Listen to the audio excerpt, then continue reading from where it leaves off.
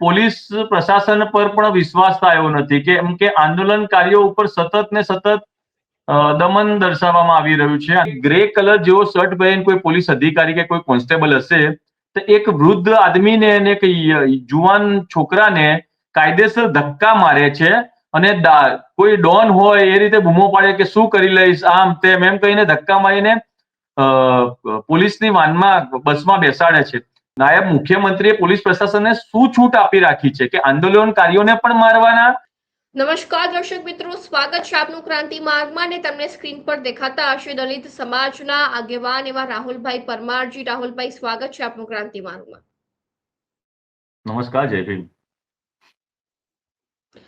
જી રાહુલભાઈ, હાલમાં જે રીતે રાજકોટની ઘટનાની વાત કરવામાં આવે તો દલિત સમાજના યુવકને અપહરણ તેનું કરવામાં આવ્યું, ત્યારબાદ તેને પાઇપ વડે માર મારવામાં આવ્યો, એટલે ઢોર માર મારવામાં આવ્યો અને એટલા હદ સુધીનો માર મારવામાં આવ્યો કે છેલ્લે તેનું મૃત્યુ થઈ ગયું. અને બીજી બાજુ દલિત સમાજ પણ રાજકોટ ખાતે જબરદસ્ત ઉગ્ર જોવા મળી રહ્યો છે. તો આ પરિસ્થિતિની વચ્ચે મારે એ જાણવું છે કે આ દલિત સમાજના યુવકને ઢોર માર કેમ મારવામાં આવ્યો?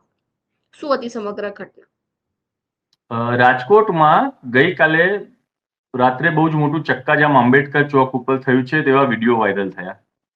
અને પછી અમે જયારે ઘટનાની માહિતી લીધી ત્યારે ગઈકાલે ભાવેશ વાણવી નામના જે પત્રકાર યુવક હતા, જે દલિત સમાજમાંથી આવતા હતા, તેમની કોઈ અસામાજિક તત્વો દ્વારા એમનો પત્રકારકનો જે વ્યવસાય હતો એ જે કામ કરતા હતા તેના લીધે એમની હત્યા કરી દેવામાં આવી.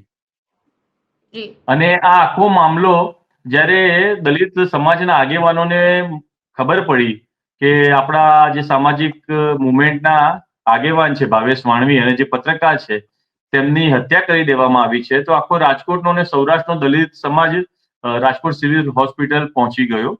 અને પછી એમનો જે ડેડ બોડી હતી તે ચોકે લઈને ધરણા પ્રદર્શન, કેમ કે આરોપીઓની ધરપકડ નથી થતી એટલે એનું ધરણા પ્રદર્શનનું આખું આયોજન એ કરવામાં આવ્યું.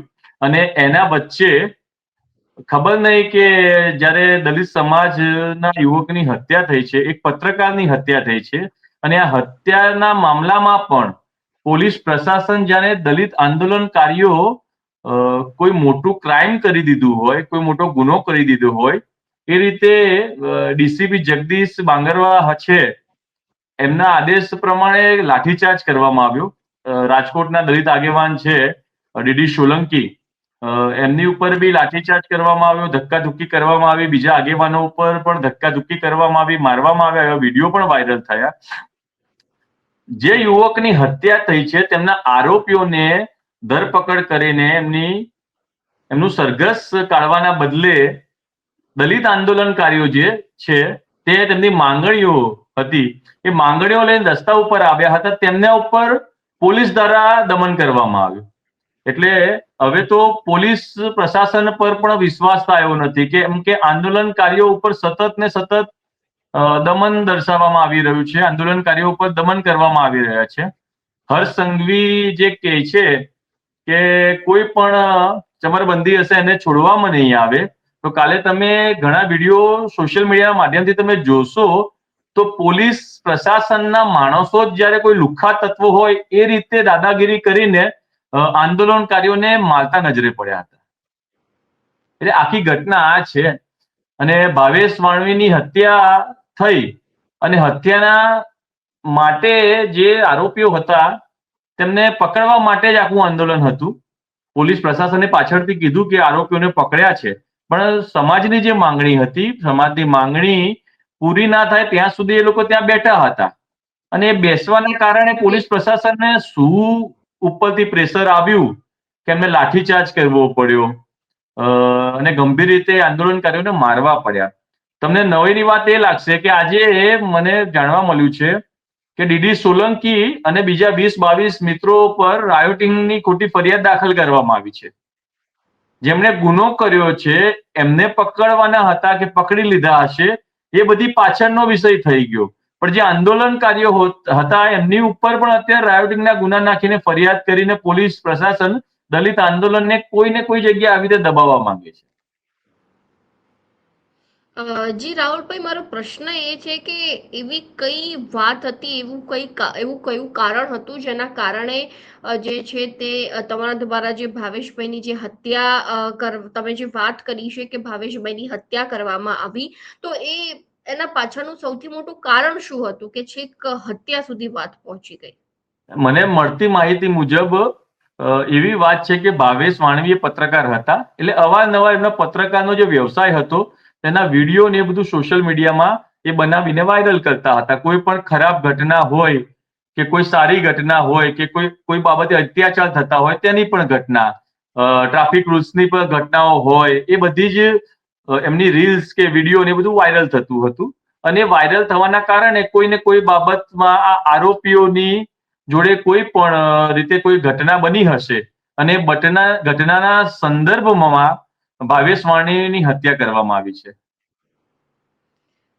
જી ભાવેશ ભાઈની જે હત્યા કરવામાં આવી છે, તો બીજી બાજુ જે દલિત સમાજ દ્વારા ઉગ્ર આંદોલન કરવામાં આવ્યું, તો કેટલા દલિત સમાજના જે આગેવાનો છે તેમના પર ઈજા થઈ છે? કાલે લગભગ 1,000 માણસ રાત્રે ત્યાં હતું અને મેં વિડીયો જોયા તો હું પણ અચંબિત થઈ ગયો છું કે પોલીસ પ્રશાસન કોઈ લુખ્ખા તત્વો હોય એ રીતે દાદાગીરી કરીને લોકોને ધક્કા ધુક્કી મારે છે.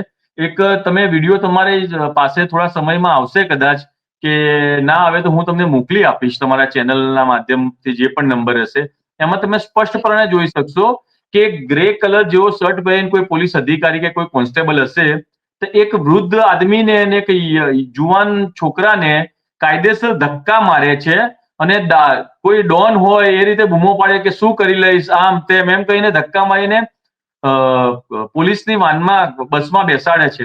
છેલ્લે પોલીસ વાળા એટલી દાદાગીરી કરે છે કે વાનની 2 સીડીઓ ચડ્યા પછી બી તમે એ વિડીયોમાં જોશો કે પોલીસનો જે દંડો હોય એ દંડાથી આ મૂઠ માર મારે છે. એટલે પોલીસ પ્રશાસન શું કરવા માંગે છે? નાયબ મુખ્યમંત્રીએ પોલીસ પ્રશાસનને શું છૂટ આપી રાખી છે કે આંદોલનકારીઓને પણ મારવાના, કે જે આરોપીઓ છે એમને મારવાના, એમને પકડવાના? એમને તો પકડવાના, પણ આંદોલનકારીઓ જે રોડ ઉપર ઉતરતા હોય તો એમને પણ નહીં છોડવાના, એવી કદાચ છૂટ નાયબ મુખ્યમંત્રીએ પોલીસ પ્રશાસનને આપી હશે. જી રાહુલભાઈ, એટલે ક્યાંક ને ક્યાંક પોલીસ પ્રશાસન દ્વારા આ મામલો શાંત પાડવાને બદલે તેમને દલિત સમાજના જેટલા પણ આગેવાનો છે તેમને ઉશ્કેરવાનું કામ કર્યું. 100%ની વાત છે. જો શાંત પાડવાની વાત હોત તો દલિત સમાજની જે વ્યાજબી માંગણીઓ છે કે જે પણ માંગણી એમણે ત્યાં મૂકી હશે, સમાજના આગેવાનો ભેગા થયા હશે ને, તો એ માંગણીઓની સ્વીકાર કરવો જોઈએ. અને એ માંગણીઓનો સ્વીકાર કરી, અને મને એ નથી ખબર પડતી કે પોલીસ ધારે તો પાતાળમાંથી પણ 2 કલાકમાં કોઈ પણ આરોપીઓની ધરપકડ કરી શકે. તો એ આરોપીઓની ધરપકડ ના કરવાના બદલે આંદોલનકારીઓ ઉપર લાઠીચાર્જ કરવાનો શું મતલબ છે? એટલે આ બધી ઘટના એક ભવિષ્યના ગાળામાં, ભવિષ્ય માટે અને ગુજરાત પોલીસ માટે બહુ જ મહત્વનો અને શંકાનો વિષય છે કે હવે પોલીસ પ્રશાસન ઉપર વિશ્વાસ કરવો કે નહીં. કોઈ પણ ઉપર કદાચ અત્યાચારનો ભોગ બનેલો, અને આમ પણ તમે જુઓ તો એટ્રોસિટીના કેસીસ પણ જે હોય છે એમાં કોઈ જગ્યાએ કોઈ બનાવ બન્યો હોય તો એટ્રોસિટીના કેસીસમાં પણ આપણે જ્યારે એફઆઈઆર કરાવી હોય ને ત્યારે પોલીસ પ્રશાસનના દરેક પોલીસ સ્ટેશનમાં રાજ્યના આપણે આંદોલન કરવું પડતું હોય છે. આ પોલીસ જી પ્રશાસનની ફરજ છે કે કોઈ પણ ગુનો બન્યો હોય તો એની પ્રાથમિક તપાસ કરીને તાત્કાલિક આરોપીઓની ધરપકડ કરી દેવામાં આવે અને એમાં આગળ કાર્યવાહી કરવામાં આવે. પણ કાર્યવાહી ના કરવાના બદલે ગુજરાતના દલિત સમાજના બધા જ આંદોલનકારીઓને જો રોડ ઉપર ઉતરવું પડે તો પછી આ પોલીસ પ્રશાસન અને રાજ્ય સરકારના ગૃહમંત્રીને એ બધાની નિષ્ફળતા દેખાઈ રહી છે આપણને. જી, હવે દલિત સમાજની માંગણી શું છે રાહુલભાઈ? ને દલિત સમાજની જે માંગણીઓ હતી એ ત્યાં રજૂ કરી જ છે એ લોકોએ. એમની ખાસ એવી માંગણીઓ હતી કે ભાઈ જે પણ એમના પરિવારમાંથી આ જે છોકરો ગુમાવ્યો છે એટલે એમને સરકારી નોકરી કે એ બધું આપવામાં આવે, એ મુખ્ય માંગણી હતી. એ માંગણીઓના લીધે જ, કેમ કે તાત્કાલિક માંગણીઓ સ્વીકારાય નહીં, કોઈ ટેબલ ટોક કરવા તૈયાર નહીં હોય, અને ડીસીપી જગદીશ બાંગરવાના આદેશથી કે ભાઈ આ જગ્યા ખાલી કરાવો. ડીડી સોલંકી જોડે મારે વાત થઈ ત્યારે ડીડી સોલંકી એવું કીધું, મેં એમને કીધું કે એમને આદેશ આપ્યો એવું તમે કહો છો તો કેવી રીતે? તો એમણે કીધું કે હું ત્યાં હાજર હતો અને ડીસીપી જગદીશ બાંગરવાએ એવું કીધું કે આ બધાને ખાલી કરાવો, અને પછી લાઠીચાર્જ થયો અને બધાને મારવામાં આવ્યા. એટલે માંગણીઓ સ્વીકારવી જોઈએ અને માંગણી સ્વીકારીને તાત્કાલિક ધોરણે વ્યવસ્થિત પગલાં લેવા જોઈએ. પોલીસ પ્રશાસને તો જેમની ઉપર બનાવ બન્યો છે તેમના પક્ષમાં રહીને કામ કરવું જોઈએ. તો એના બદલે જે સમાજ ઉપર બનાવ બન્યો છે એ સમાજ ઉપર હુમલાઓ કરે છે, ઢોર માર મારે છે. કંઈ સમજાતું નથી પોલીસ પ્રશાસન કઈ દિશામાં જવા માંગી રહ્યું છે. જી રાહુલભાઈ, બીજી બાજુ એક એવો પ્રશ્ન પણ ઉદ્ભવે છે કે જે પણ નેતાઓ જ્યારે દલિત સમાજના નામે વોટ માંગે છે અને જ્યારે આ રાજકોટમાં ગઈકાલે આ ઘટના ઘટી છે છતાંય એ દલિત સમાજના નેતાઓ દ્વારા કોઈ પણ નિવેદન નથી આપવામાં આવ્યું કે ના તો તેઓ કોઈ ખુલીને બહાર આવ્યા છે. ના, એટલે દલિત સમાજના અનામત પર ચૂંટાયેલા જે પ્રતિનિધિઓ છે એ આજથી નહીં વર્ષોથી આવી બધી ઘટનાઓ માટે કોઈ પણ વસ્તુ મોંમાંથી એક શબ્દ નથી બોલતા, અને કોઈ ઉચ્ચારતા હોય તો એમના રાજકીય અસ્તિત્વ માટે ઉચ્ચારતા હોય છે કે કોઈ રાજકારણમાં બેઠા હોય અને ઉપરથી પ્રેશર આવે, દલિત સમાજનું પ્રેશર હોય એટલે જે પણ રાજકારણમાં ગોઠવાયેલા ધારાસભ્યો હોય કે પ્રતિનિધિ હોય કે કોર્પોરેટરો હોય કે કોઈ પણ હોય, તેમના વિસ્તારમાં બનતી ઘટના હોય ત્યારે આવી બધી બાબતોમાં થોડું થોડું બોલતા હોય છે. પણ જોવા જઈએ તો એમની મનસા જાતિવાદ દૂર કરવાની કે દલિત સમાજમાં આવા વારે ઘડે બનાવ ના બને એમાંથી નથી હોતી.